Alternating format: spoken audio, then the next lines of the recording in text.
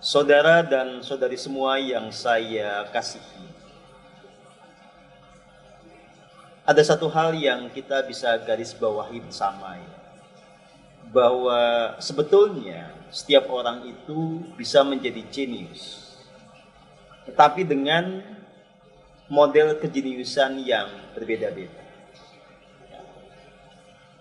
Seperti saya jenius di bidang spiritual, yang kemudian juga ditopang oleh berbagai kemampuan yang lain. Kemampuan leadership, ya, kemampuan kreativitas, dan macam-macam. Kemampuan menulis, dan seterusnya. Tapi saya tidak jenius di bidang yang bukan bidang saya. Saya nggak ngerti sama sekali soal matematika tingkat tinggi, saya nggak ngerti sama sekali soal permesinan, saya nggak bisa menjadi jenius di semua bidang.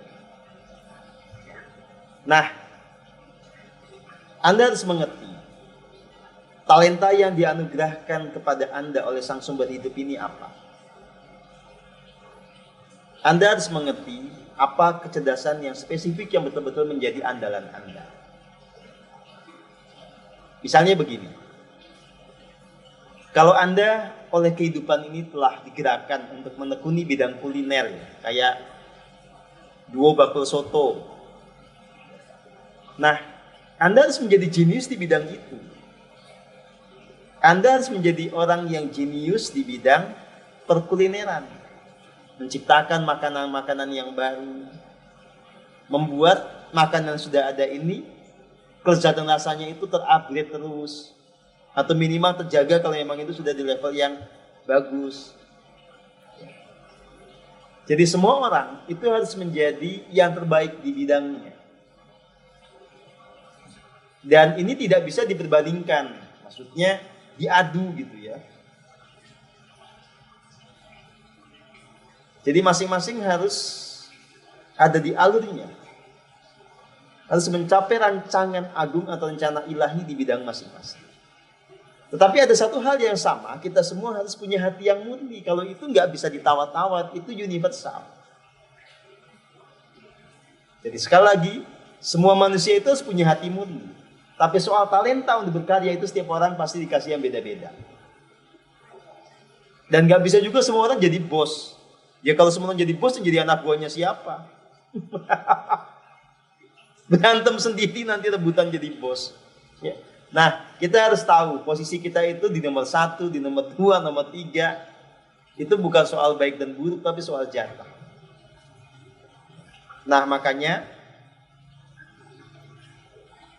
saya betul-betul mencontohkan, menteladankan bagaimana hidup di dalam kesadaran yang murni. Hidup dengan hati yang murni, menyadari di mana talenta kita, berkarya dengan talenta kita, dan membuka ruang kolaborasi agar orang-orang yang punya talenta berbeda itu bisa bersama kita. Nah, semua orang diberi ruang untuk betul-betul berkarya sesuai dengan talentanya. Ya inilah yang namanya bangunan kehidupan. Oke, ini filosofi umumnya begitu. Nah, sekarang saya mau cerita tentang apa sebetulnya revolusi yang sedang dikerjakan oleh kita di Persaudaraan Matahari. Kan Avalon ini bagian dari Persaudaraan Matahari. Jadi gini, sekali lagi kita sedang mengupayakan betul-betul Indonesia ini bisa bertransformasi menjadi Indonesia yang surgawi. Apa parameter keberhasilannya? Contoh, semakin banyak orang yang bahagia, yang kalau nanti kemudian kita ukur level kebahagiaan di Indonesia ini nggak kalah dengan Bhutan misalnya, nggak kalah dengan Swiss. Kemudian gini rasio atau soal ketimpangan antara orang kaya dengan orang miskin itu menjadi semakin sempit. Sekarang ini kita lebar sekali. Yang kaya-kaya banget, yang belangsak-belangsaknya nggak ketulungan. Gitu ya. Tidak ada yang namanya keadilan dan pemerataan. Ya. Kita juga nanti bicara tentang bagaimana tingkat kedaulatan kita dalam soal sumber daya alam. Sumber daya alam ini sekarang dikuasai siapa? Dikuasai oleh orang yang punya uang yang hanya mikirin dirinya sendiri, oleh kekuatan-kekuatan ekonomi asing, atau betul-betul dikuasai negara untuk kesejahteraan rakyat banyak. Nah, bagaimana kita sampai ke titik itu? Tentu tidak mudah. Ada perjuangan yang harus kita lakukan. Dan ada kendaraannya yang dibangun yang nanti ini menjadi wahana untuk melakukan karya, melakukan perubahan di berbagai sektor. Makanya kita punya rumusan. Pergerakan kita ini ada 3 komponen. Yang pertama kita menyebutnya circle of purity. Lingkaran kemurnian. Kita mau menciptakan sebuah kelompok, sebuah komunitas yang isinya orang-orang yang tulus, yang hatinya murni. Nah, inilah yang menjadi peran dari persaudaraan matahari. Orang digembleng lewat jalan keheningan supaya betul-betul tidak lagi punya keserakahan, tidak lagi punya kelicikan, tidak lagi punya agenda tersembunyi, tidak lagi hidup dengan egonya, betul-betul hidup di dalam kasih, di dalam ketulusan dan seterusnya. Sekali lagi inilah namanya circle of purity. Ini mimpi saya, vision ya. Kalau ada saja status orang yang betul-betul hatinya murni ya, yang kalau pakai parameter LOC itu di 500, itu udah keren banget. Kita udah bisa melakukan banyak hal dengan itu. Apalagi kalau yang LOC 500 ada 1000. Wah, itu tambah keren lagi. Tapi memang ini tidak gampang. Nyatanya sekarang saya bahkan untuk punya 10 orang yang stabil di LOC 500 saja belum sanggup. Ya, nyatanya sekarang ini teman-teman harus tahu di PM ini yang LOC-nya di atas 500 baru 2 orang. Saya dan Mbak Ai sebagai direktur PM. Yang lain itu termasuk para pamomong itu masih oyagayi gitu. 300, nanti nggak waras lagi, turun lagi, naik dikit, habis itu turun lagi, bolak-balik di situ ya. Apalagi murid-muridnya. Rata-rata itu antara cepek sama 200 itu. Rata-rata. Banyak itu yang di bawah 50 itu masih banyak ya. Udah banyak di bawah 50 ngeyelan lagi. Jadi cita-cita membangun circle of purity ini nggak gampang. Ya. Tapi ini kewajiban, ini harus. Karena kita mau betul-betul mengusung yang namanya revolusi kesadaran, revolusi spiritual. Jadi bagaimana sebuah negara berubah karena semakin banyak orang yang bahagia, semakin banyak orang hidup dalam ketulusan. Jadi tidak ada namanya konflik, tidak ada pertumpahan darah untuk pergantian kekuasaan, itu yang kita hindari sama sekali. Tidak ada yang namanya gontok-gontokan antar kelompok, gitu. Itu yang kita hindari. Oke? Sekali lagi itu circle of purity. Nah, berikutnya kita harus punya yang namanya the Holy Business Kingdom. Kerajaan bisnis yang suci. Loh, kok bisa bisnis kok suci? Ya bisa dong. Kalau orang punya purity, maka nanti bahkan dalam bisnisnya pun itu menjadi suci karena tidak ada egoisme di sana. Ya, makanya kita sudah bangun ya. Jadi ada Avalon Consulting ini kan juga sebuah perusahaan kan, ini PT Avalon Semesta Konsultama, brandnya menjadi Avalon Consulting. Nah, ada induknya kita sudah buat namanya Dewantoro Global Investama, itu jadi holding company. Terus kita punya banyak perusahaan lainnya kan, ada PT Bumi Nusantara Gemah Lipah, ada Pasar Gemah Lipah, ada penerbit Mahadaya, macam-macam. Nah, saya justru punya sebuah skenario. Teman-teman yang digembleng lewat Avalon Leadership Coach ini, ya, itu betul-betul nanti sebagiannya siap, punya kapasitas untuk menjadi bagian dari the Holy Business Kingdom ini.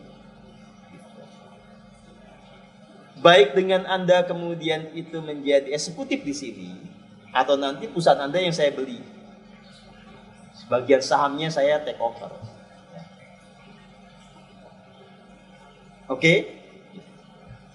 Nah, makanya silahkan Anda semua betul-betul bertumbuh menjadi versi terbaik dari diri Anda sendiri. Di satu titik kita hubungannya bisa bergeser, tidak hanya sekedar guru dan murid, kita bisa menjadi mitra kerja, ya, kita bisa menjadi bagian dari sebuah bisnis yang itu betul-betul berorientasi kepada kemaslahatan banyak orang.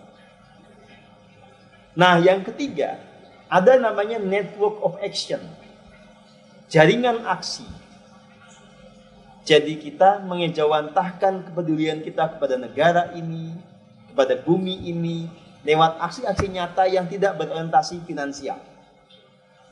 Seperti teman-teman sudah lakukan gitu ya, memulihkan tanah, bikin ekoenzim, bikin copapit, bikin bakteri biodinamik, macam-macam ya. Kemudian mengembangkan sekolah kewirausahaan, segala macam itu bagian dari kita berkarya untuk perubahan yang nyata. Dan tentu saja kita tidak bisa sendirian. Kita harus bekerja sama dengan banyak orang. Kita harus membangun jaringan aksi dengan banyak orang. Nah, makanya salah satu contoh yang sekarang sedang real kita lakukan, kita punya perkumpulan namanya Pusaka Indonesia ini, itu bekerja sama untuk mengembangkan kelas Pancasila dengan Nusantara Center yang dipimpin oleh Profesor Yudi Haryono. Kita juga bekerjasama dengan Forum Komunikasi Pensiunan Polri dan TNI. Nah, itu cara kita betul-betul menempatkan diri pada sebuah arus perubahan. Kita tidak lagi dalam posisi ngedumel, tidak lagi posisinya cuma ngeritik, pemerintah begini begitu nggak beres ya. Itu sih fakta ya, tapi kan nggak bisa berubah dengan kritikan semata. Kita harus berbuat sesuatu. Nah, maka Anda kalau menjadi seorang spiritualis, Anda jangan hanya sibuk dengan mikirin diri sendiri. Betul, Anda punya tanggung jawab keluarga, itu penuhi. Betul, Anda butuh cari duit supaya Anda bisa jejak mandiri sebagai manusia, itu Anda lakukan. Tapi tidak cukup seperti itu. Anda harus punya sebuah kepedulian yang Anda tuangkan dalam karya. Apa sih sumbangsi Anda pada bangsa ini? Apa sih sumbangsi Anda pada kemanusiaan? Nah, visi kedepannya saudara dan saudari semua ini nanti membesar. Visinya Circle of Purity ini tidak hanya ada di Indonesia, tapi juga ada di Amerika, ada di Eropa. Makanya sekarang benih-benihnya mestinya itu ya menjadi permulaan yang bagus itu. Misalnya di sini ada Mbak Anita di Amerika. Ya. Saya punya harapan. Betul-betul memang menghayati ajaran keheningan ini betul-betul bertransformasi supaya menjadi nanti teladan buat sekitarnya, menjadi duta, menjadi ambasador. Syaratnya adalah jelas, ya harus betul-betul menghayati keheningan itu, bertransformasi. LOC-nya jangan mentok di angka 100 melulu, harus naik. Ya, gitu. Nah, bisnis juga kita nanti menjadi korporasi yang besar, kalau perlu menjadi korporasi global, tapi tidak serakah. Kan keren. Jangan hanya yang gede itu adalah BlackRock, itu Vanguard, Microsoft. Yang itu isinya serem. Harus ada yang korporasi itu isinya orang-orang yang seneng senyum, ketawa. Betul-betul nggak ada serakah. Itu mimpi kita. Dan jaringan aksi kita juga ke depan harus global. Bekerjasama dengan mereka yang sedang memulihkan tanah di Afrika, bersama dengan yang memulihkan tanah di Amerika dan seterusnya. Itu mimpi besar kita, saudara. Dan Anda sedang dikasih kesempatan untuk menata diri supaya pada satu titik waktu Anda ada dalam kendaraan besar ini. Begitu, oke?